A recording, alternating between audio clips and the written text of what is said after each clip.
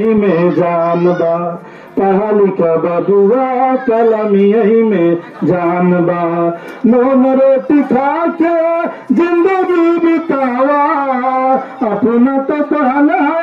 लड़कन के पढ़ावा पढ़ी लिखी सेखी है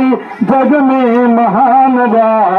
पढ़ा लिखा बबुआ कलम यही में जानबा पढ़ा लिखा बबुआ कलम यही में जानबा यही पढ़ैया अम्बेडकर जी कहिले यही पढ़ैया अम्बेडकर जी कहिले घर घर शिक्षा के अलख जगहिले घर घर शिक्षा के अलख जगहिले पढ़ा लिखा भारत हले पढ़ा लिखा भारत हले देख संविधान बा पढ़ा लिखा बबुआ कलम यही में जानबा